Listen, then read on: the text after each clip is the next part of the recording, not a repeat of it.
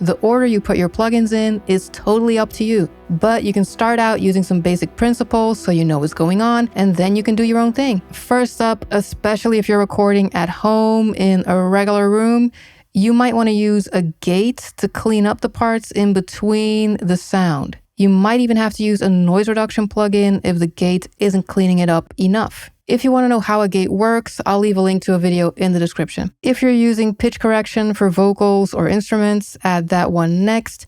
If not, the next one is going to be subtractive EQ, which means taking some frequencies out or just reducing them. Like if certain tracks don't need all of this low information, you can take it out.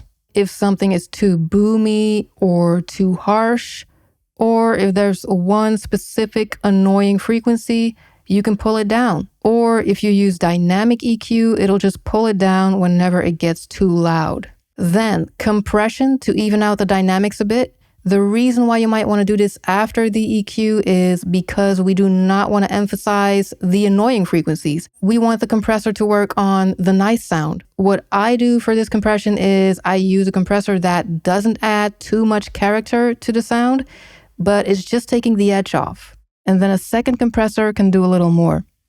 After that, if it's a vocal, I like to add a de-esser. I feel like that works better if the vocal is already compressed. And if necessary, I'll add a second de-esser more towards the end of the chain, depending on what else I've added that might have brought back some sibilance. And then the fun part starts. You can start shaping the sound to taste. First with another EQ, you can boost whatever frequencies you like about the recording that you want to bring out a little more. Maybe some body, some presence, some air.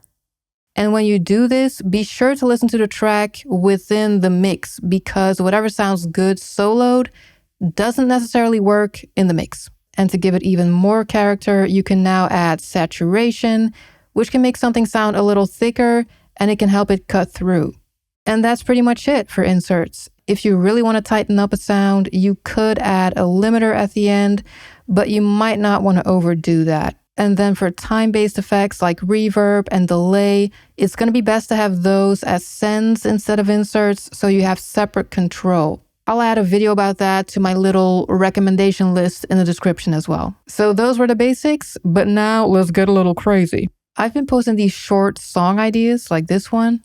I'm like a rubber band. You can try to snap me, but I'll snap right back into. People have been asking me about the vocal chains, and I do use a lot of plugins on these for creative effect. So I've bundled 6 creative vocal presets in a pack that you can get on my website. Let's have a quick look. There's a folder for the vocals of every video, like this one. Don't come knocking at my door, I'm not home for you. You better go. I also left my vocals from the videos in the template. So if you want to expose me, this is your ticket. You can see there's lots of plugins and then some effects that also have a plugin chain. I also added the levels I recorded at, which are very low.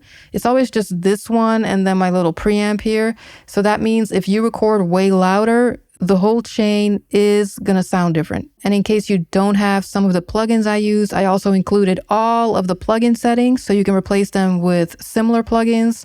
Most are Cubase 15 Pro stock plugins, and I also have some free ones that you can just Google and download. So yeah, go grab that if you want to get inspired. If you do use it, share a little something in my Discord so we can hear it. Thanks for watching and have fun making music. Bye.